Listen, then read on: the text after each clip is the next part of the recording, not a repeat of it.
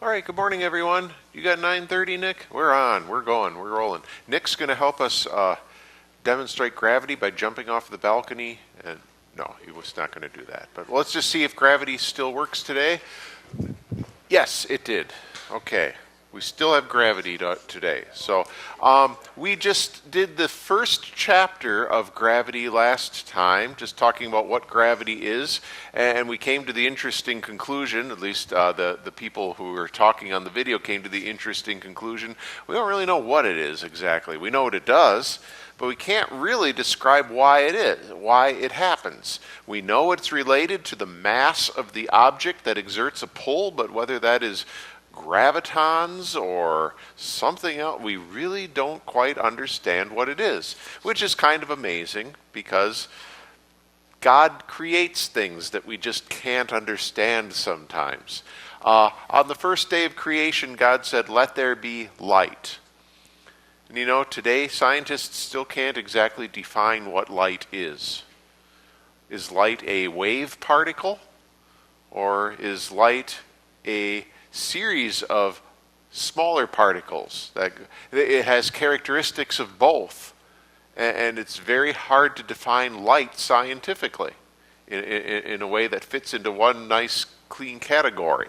And light is such an elemental part of creation. Same with gravity.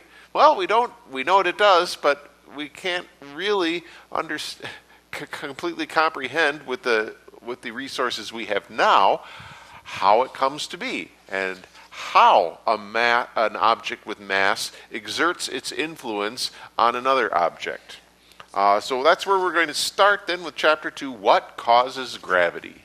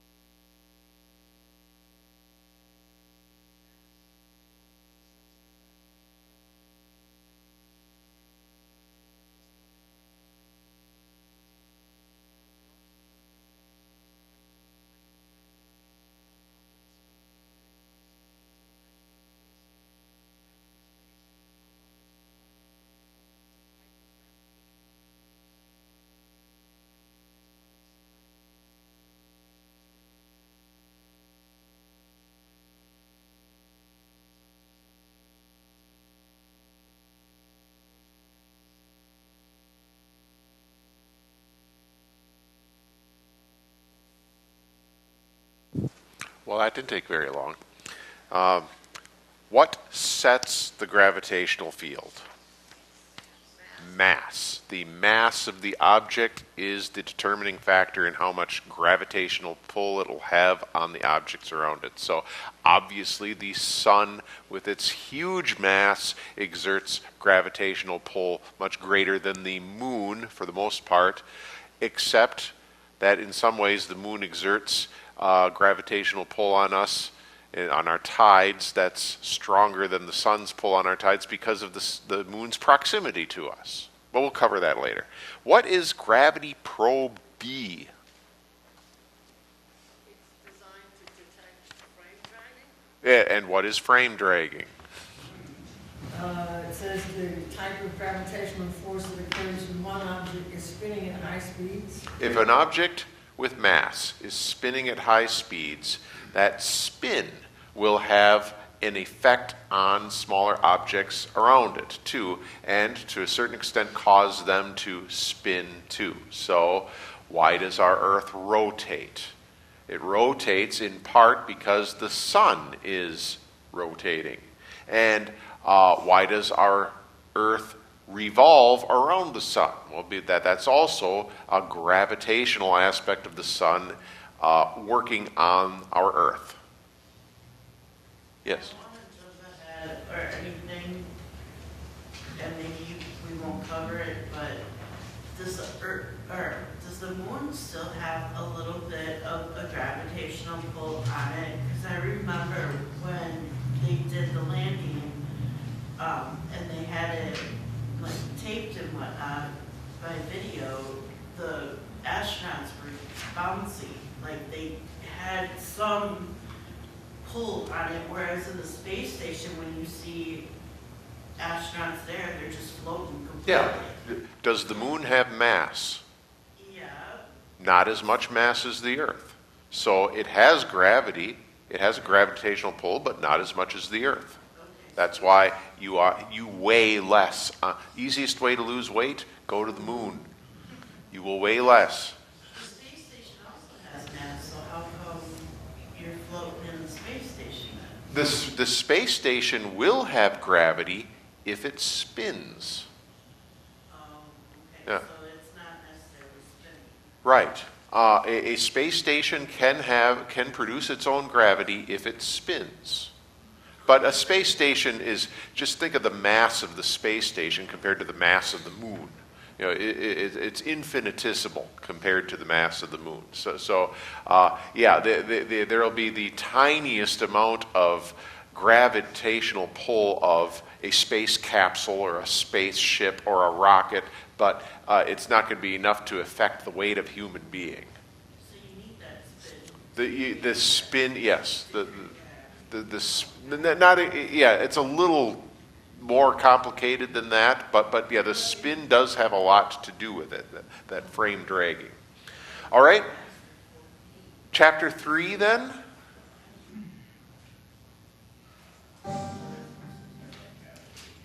We see the effects of gravity all around us, but it's not only the force holding things together.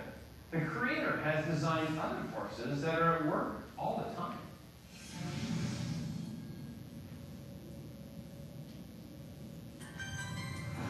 Some people confuse magnetism with gravity. They're two different forces. They're two completely different forces, actually. The electron and the negative. And you got protons with a positive charge. There's an electric field between them. You have magnetic fields like a bar magnet. Those two are linked. Magnetic fields and electric fields, you can use one to create the other. Electric fields can be repulsive. If you take two particles of light charge, they repel.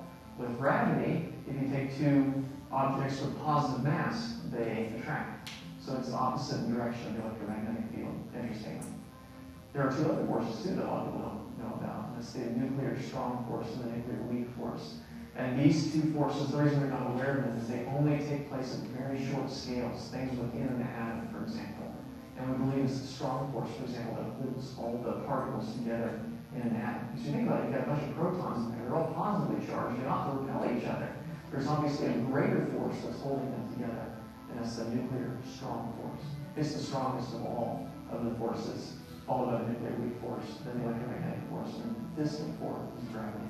It's something that all massive particles have. Anything that has energy has mass. Everything, therefore, has its own gravitational field, and it's attractive only.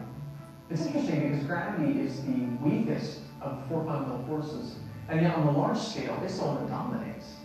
Gravity is the one that keeps the galaxies together, keeps the solar system orbiting, and so on. Why is that? Well, for one reason, the two strongest forces, the nuclear strong force and the nuclear weak force, have limited range. They peter out after a certain distance. By the time you get outside of an atom, outside of an atom, those things are negligible. So on the largest scales, gravity is what determines the shape of things like galaxies and planets. The reason planets are round is because of gravity. The reason the sun's round, the reason planets' orbits are the way they are, that's all because of gravity. So on the largest scale, electromagnetic forces tend to be negligible, and the only one that's left is this meager gravitational force. And you add up a lot of atoms, and it gets pretty strong after a while. So you can even have things like black holes, where gravitational force is extraordinary.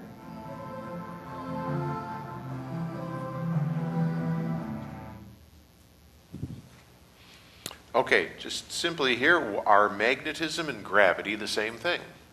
No, they're related, but they are different pulls on the objects that are around them. Magnetism tied to electricity. A magnetic field can create an electrical field, and vice versa. An electrical field can create a magnetic field. Gravity is all by itself. What are the four fundamental forces Dr. Liesel mentioned? Nuclear strong pull, weak pull, Yep, electromagnetic and gravity. And the nuclear strong pull, that's what holds the atoms together. Protons should, without this nuclear strong pull, just repel each other. And then you wouldn't have any chemical combinations in the universe. You wouldn't have any water. You wouldn't have any helium. You just have protons floating around all over the place. The nuclear strong force keeps these protons together and forms the chemical compounds around which everything in the universe is made. The nuclear weak force is that force inside of the atom that then promotes decay so that the protons don't just go on forever. And the electromagnetic force, that's the charge that repels or attracts, depending on the positive or negative charge. Is that nuclear weak force what, remember when the atom bombs were dropped and whatnot, but now we're seeing that the radiation is starting to become less?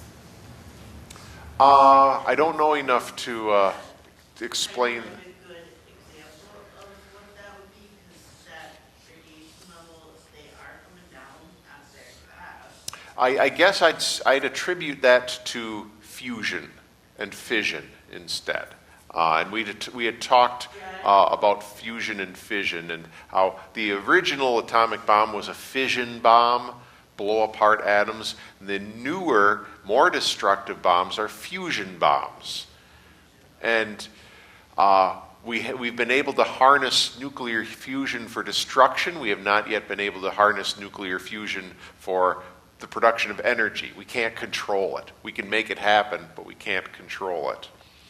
Number 3, of the 4 forces, which is the weakest force? Gravity. But what is at least one thing this force is responsible for creating? Everything being circle, the planets. Yeah, everything that holds together. Yeah, everything that really has mass because of gravity. And galaxies, planets, suns, you just can't, even though gravity is the weakest force, it has the longest range. The nuclear strong force is the strongest force, but it dissipates really quickly outside of the atom, so that you don't have one atom being pulled into another atom and forming a different kind of atom, if that makes any sense. If you had nuclear force, strong force, nuclear weak force, electromagnetic force, and gravity all exerting the same amount of their power on one object, gravity would be the weakest, but gravity has by far the longest reach. All right, so you heard the reference at the end of chapter 3 to the black holes. Now we'll consider them in depth with chapter 4. So while gravity is the weakest of the 4 fundamental forces, it exerts the most pull on objects throughout the universe. There are some places in which gravity becomes so powerful that not even light can escape.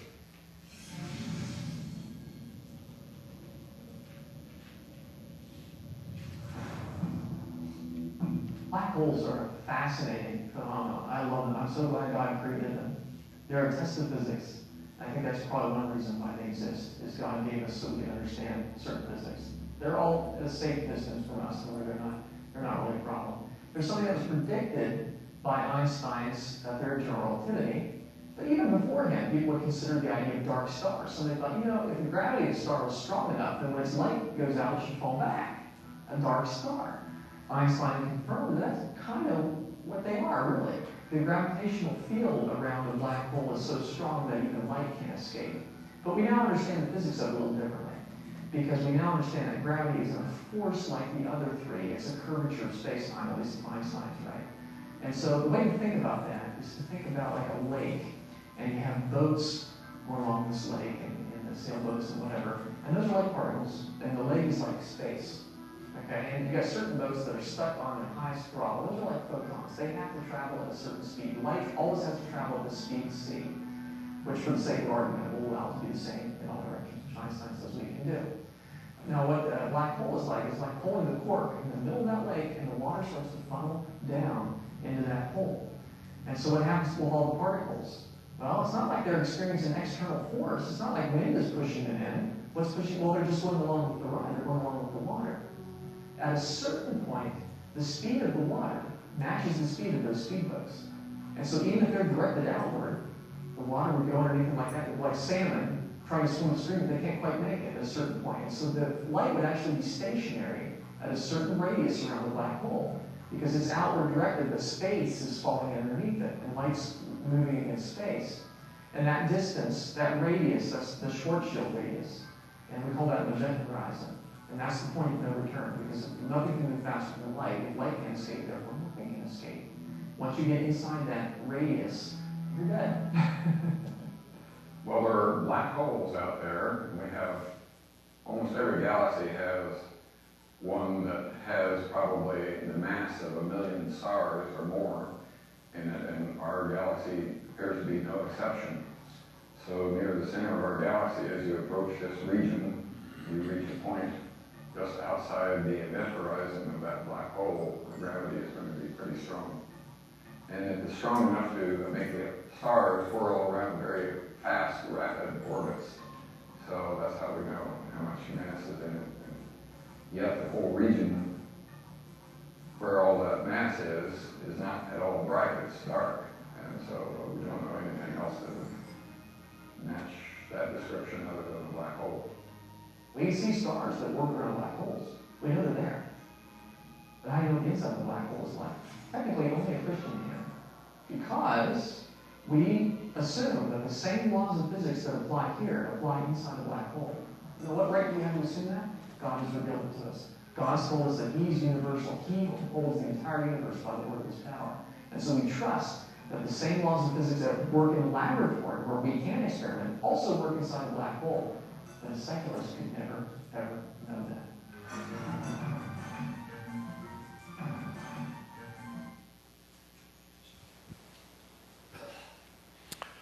Hey, number one, why does Dr. Liesel think the Lord made black holes?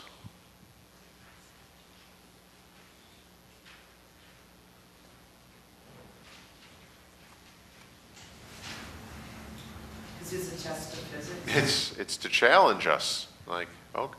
And how amazing that there have been some human beings gifted with the intellect to match that challenge. The more you read Albert Einstein, the more you marvel at his intellect. I mean, he never observed a black hole. He predicted them. And he was right. It's like, how do you use math to predict the existence of a black hole? He did. And he was right, apparently. And one of the keys to understanding the black hole is to think of it, gravity, not so much as the force, but as we talked about last time, the curvature of space and time. So that you're bending something and forcing something, other objects, into a direction that they otherwise wouldn't go. Are they dangerous to us currently? No. I believe there was a movie from the early 80s, The Black Hole or something like that, about a spacecraft that went into a black hole. And then that's sometimes used in Star Trek or something like, or other sci-fi, the black hole. But there's nothing to worry about. The black hole isn't going to come to get you tonight. Number three, what analogy did Dr. Liesel give to communicate Einstein's curvature of space-time?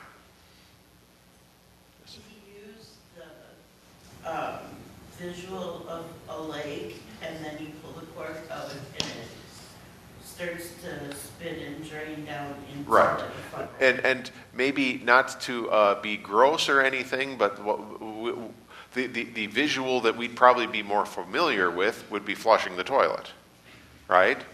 The same thing. Swirl and yeah.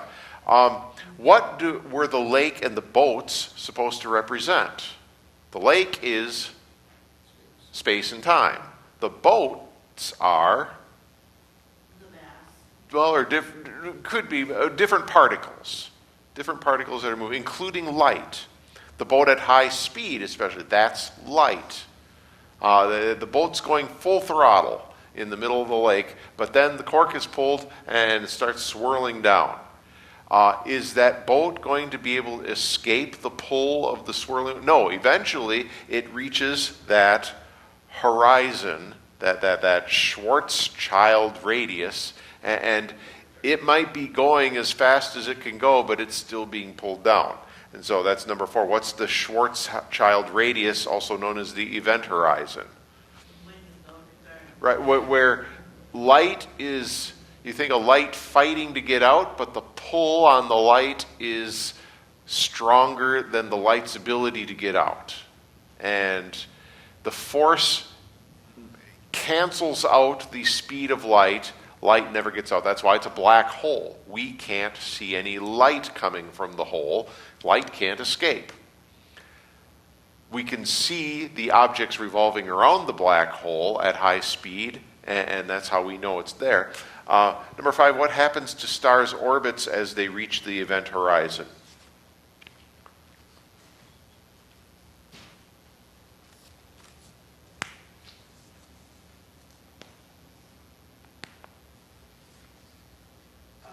The stars around the black hole have a very fast orbit, and that's how we can measure the mass of the black Yeah, hole. they go very, very fast in relative to what we'd see another star do without a black hole nearby.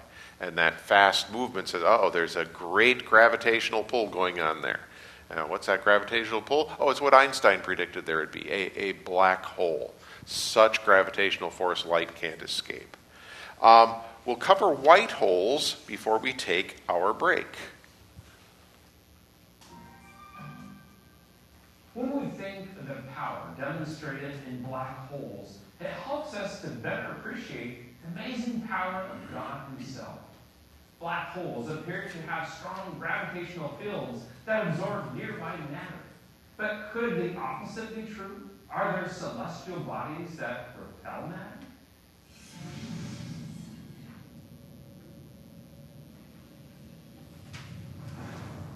White holes are essentially the mirror image of black holes. There was a term, white holes, and it was entertained for a while in the 1970s by relativity experts. A white hole would be stuff where the matter is expelled out. It wouldn't fall out. It would have enough energy to just expand out through the event horizon. As the matter left the white hole, the event horizon would shrink and shrink and shrink until eventually it's all gone, and then all you're left with is matter moving out away from the center of the former white hole. Now, relativists don't know of any natural way you could have a white hole. There's a minority school, George Ellis was one of them, and I don't know if he still believes this, that thinks that white holes could emerge naturally, that a black hole would collapse, and then matter would start coming out of it, and it would be a white hole. That's a mysterious area that the theorists don't know much about.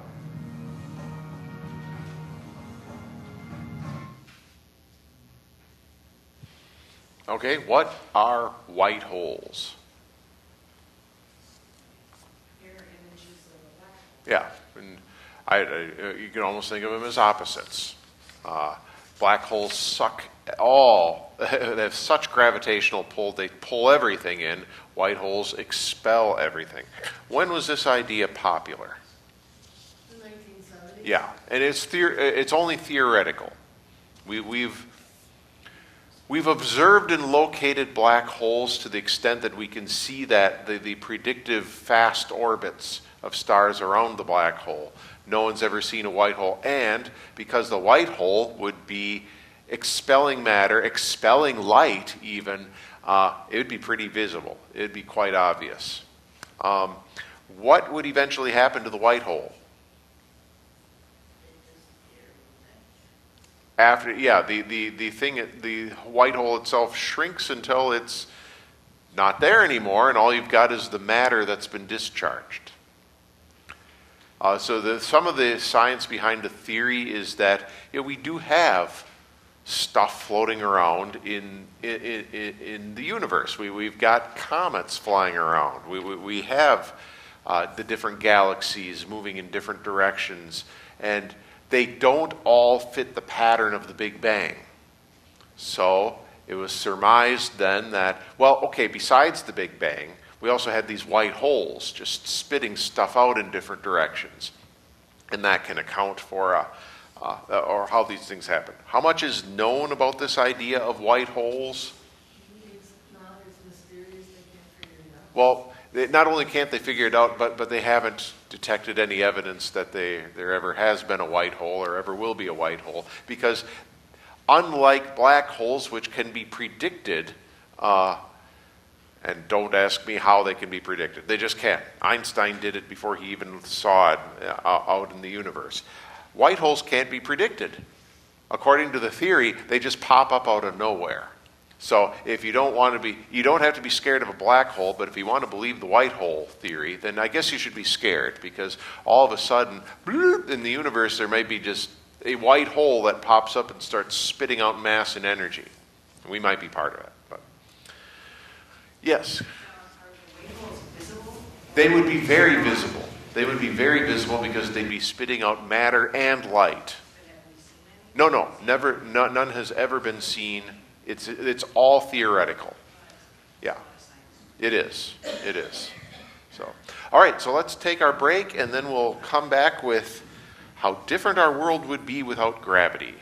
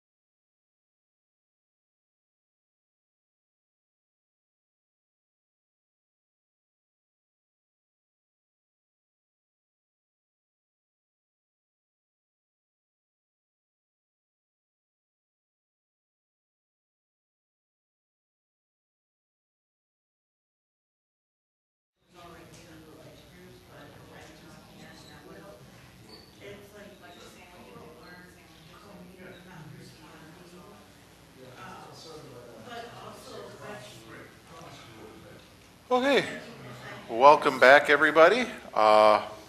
We've got hopefully 3 chapters we're still going to be able to get to this morning, and our next one is How Different Would Our World Be Without Gravity? Now let's see that video. Isaiah 55:9 says, "For as the heavens are higher than the earth, so are my ways higher than your ways, and my thoughts higher than your thoughts." As humans, we're simply doing our best to understand God's creation. So when it comes to things like theorizing about white holes or trying to understand gravity, we can ask big questions like, how do they affect our world?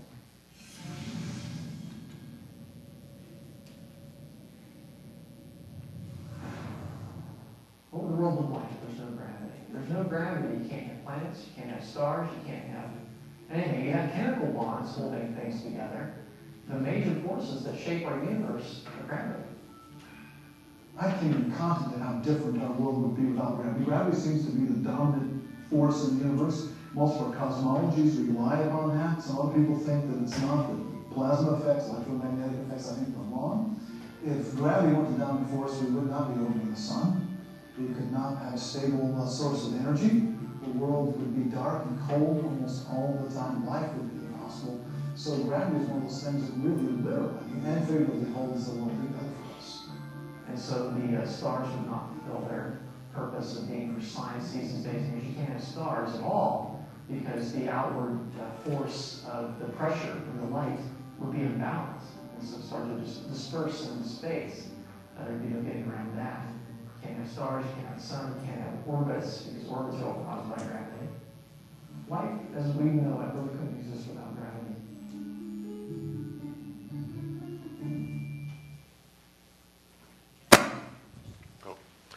Now, this isn't the most difficult chapter. What would happen to the planets if there was no gravity? Well, everything, nothing. There would be no planets. There would be no stars. There would be objects with mass that are held together just by the chemical compounds that keep them together, the molecular structure, but there would be no large objects with mass. We wouldn't exist. What about the stars? They wouldn't exist either, and God put them there. Maybe these questions all sound somewhat redundant. Yeah, gravity literally holds everything together. What would happen regarding the earth and the sun? Well, again, that's almost a nonsense question. There is no earth. There is no sun. Right. So the point is, number 4, what literally holds the universe together? Gravity. We need gravity. Thank you, Lord, for gravity. If you didn't have the stars, that wouldn't fulfill Genesis. Genesis 1:14. They wouldn't be able to do what God said they were put there to do, to serve as seasons and markers of time. No. We are utterly dependent on gravity. Yes, Gary? Not knowing much about physics. Now, you've got all these different galaxies with millions of stars and stuff. What keeps them from going into each other or keeping them apart? Is that gravity also? Mostly gravity, yes. But it's possible that somewhere along the way there have been collisions of celestial bodies. That's theorized. I think that's where some asteroids have come from. But we understand too that every celestial body was put there by God, and so God put them in a way to function in a certain way. So gravity is the force that God uses to keep things working in order. The idea of things spinning into each other and off of each other we're going to cover in our last chapter today to a certain extent. So we'll save that for then. But we're going to get into some more practical stuff. It's been theoretical for the last few chapters. White holes. Well, what if there's no gravity? There is. Chapter 7, how does the sun's gravity affect Earth? Let's look at something concrete here with chapter 7. So God has graciously provided all that we need to live here on Earth. It's obvious that gravity is designed to keep our world in perfect balance, and that includes moon's the largest gravitational body in our solar system.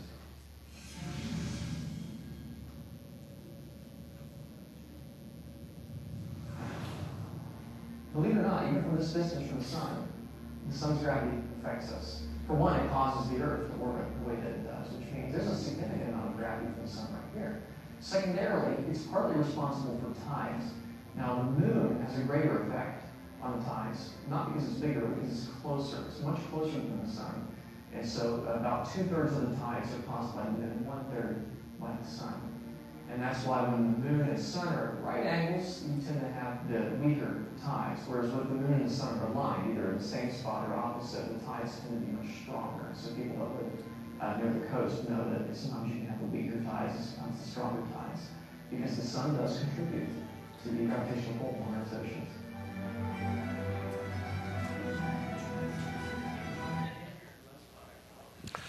What's the first way the sun affects our gravity? Yeah. I don't think that's quite how they wanted to word that question. What's the first way the sun's gravity affects us is really what they're after there. The sun's gravity affects us by keeping us in orbit. And why did God say he put the sun, moon, and stars there in the first place? Genesis 1:14, to serve as days and markers. Markers for days and seasons. And they're even more than markers. The sun...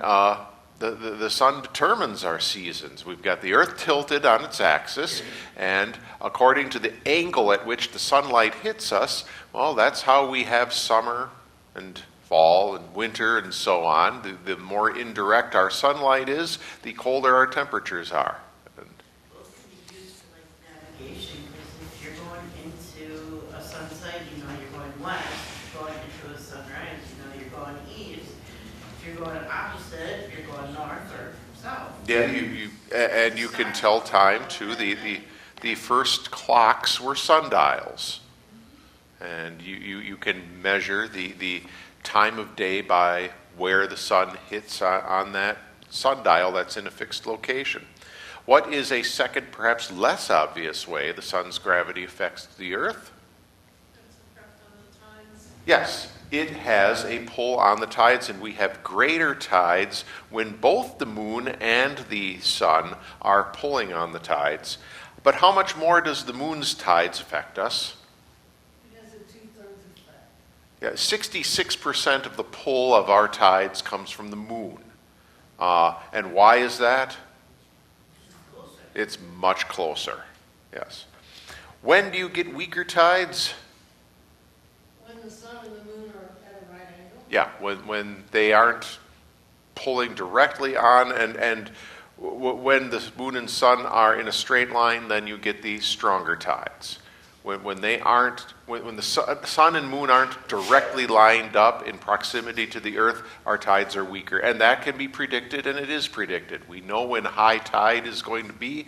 You live near the ocean, and you will have high tide scheduled for you. You know when it's going to happen because you know where the sun's going to be. You know where the moon's going to be. This is kind of a fun one. Chapter 8, what keeps us from flinging out into space? Gravitational pull is critical to life here on Earth as we spin and orbit around the sun. But what about the spin of the Earth? Is its centrifugal force stronger than the meter force of gravity?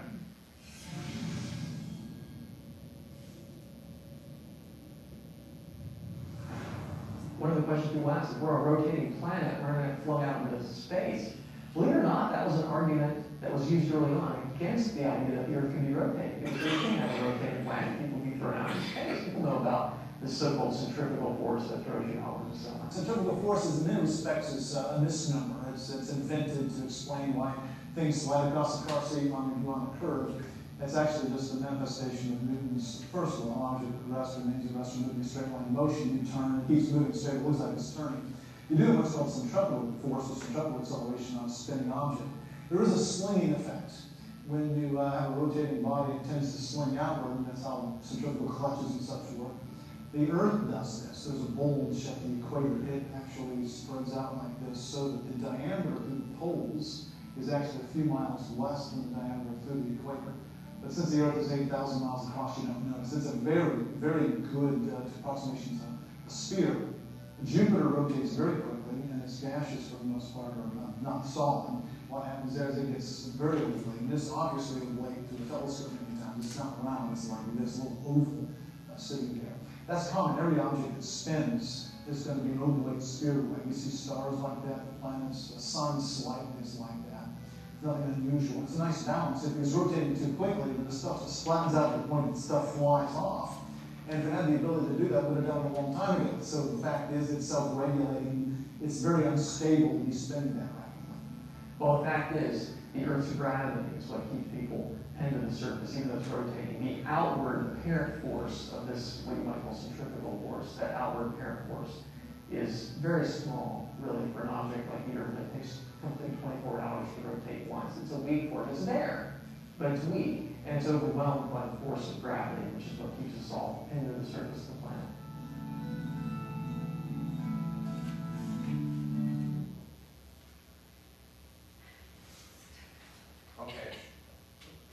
All right, number one, what was the original objection to the idea that the Earth was spinning? Well, if it spins, then we know the forces of a spinning object, they throw the things that are on that object off. And we'd be just flung out into space if the Earth was actually spinning.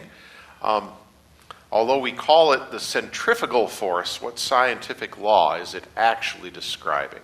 Newton's first law of motion. Yes. And that's the most basic physics there is. An object in motion tends to remain in motion. An object at rest tends to remain at rest, unless acted upon by an outside force. So if you're in motion, you're going to keep on going in motion, and you're going to go in the direction that you have started that motion unless an outside force acts on you. Because it's in a circle, it seems different than it really is. But it's just Newton's first law of motion. Why don't we fling off the Earth?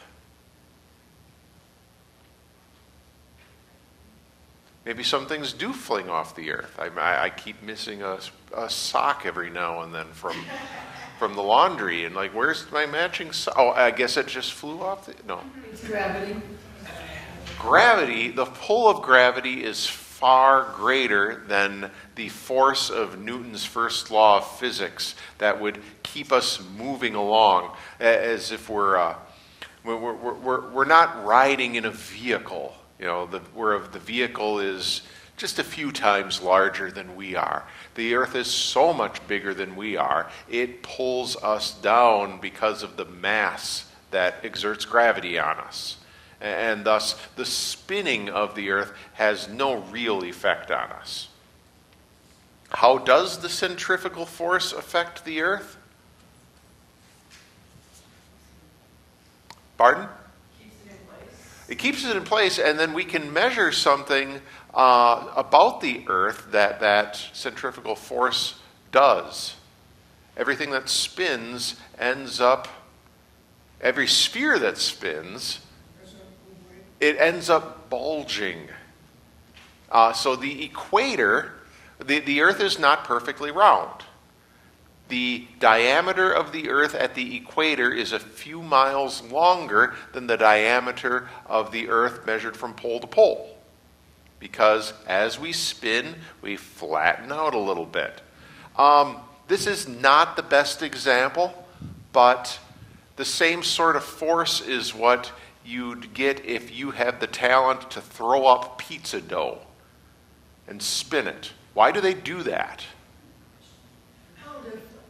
To flatten it out. They've got a ball of dough, they pound it out, but then it's still not in the shape they want it, so when they throw it up in the air, and the spinning, it's not just throwing it up in the air, but it's the spin. The spin helps stretch the dough. Okay, it's certainly not to that extent, but the spinning of the Earth flattens the Earth at the equator just ever so slightly. And then we saw also in Jupiter. Jupiter's spin is far faster than the spin of the Earth. And so Jupiter really flattens out in a much more measurable way than even the Earth does. And that's number 5 then. Does the centrifugal force affect other bodies in space? Yes. And why go through all of this and review the high school physics that we thought we'd left behind? Well, because we see God's hand in all of this. And something like that was mentioned in the chapter on the black holes, too. It's like God put this all there the way he did for a reason. He could have done anything he wanted. He could have created the laws of nature however he wanted. But he created them this way, in a uniform way, for our benefit, so that we could have brilliant guys like Einstein predict what's out there in the universe, and then, for the most part, be proven true. And remember, going all the way back to Isaac Newton, why bother studying all this stuff in the first place? Because we gain a greater appreciation for the mind of God. He could have, in an instant, thought of all of this. And in 6 days created a universe that has all of these objects and forces in them. And the way they function, even in a fallen universe, is just mind-boggling. It tells us something about our God. It's never going to be figured out completely. No, not this side of heaven, except that God already has it all figured out. Yeah, and the more we discover about the universe God created, the more we marvel at his intelligence and his great love for us. That the words of King David, what is man that you are mindful of him? Like we're so seemingly insignificant compared to everything in the universe, and yet God loved us enough to send his son to die for us. That's really what it all gets down to. So, all right, anything else on gravity? We'll finish up gravity next time. One quick question. Is there any other planet that tilts on its axis except the Earth? Yes. We did go through these when we went through the planets, and now I'm having a hard time remembering. We do have... Is it Uranus that's on its side? That sounds right. It was one of the far-gassed planets. Yeah. And doesn't it also rotate the opposite way? That's Venus. Oh, that's Venus has the wrong way rotation that kind of dispels the Big Bang, like, you know. But then I suppose now we've got white holes, and well, okay, Venus came from the white hole. There you go. Okay, so all right, let's close with a short prayer. Lord God, Heavenly Father, we thank you and marvel at your creation, and thank you that we are, in your own words, the crown of your creation, that you made us specially in your image, and that you have allowed us by faith in Jesus to reclaim that image. And while we have that bestowed upon us as a declaration by you now, we know that we will live in your perfection forever in heaven because of what your Son, our Lord Jesus, did for us. In his name we pray. Amen.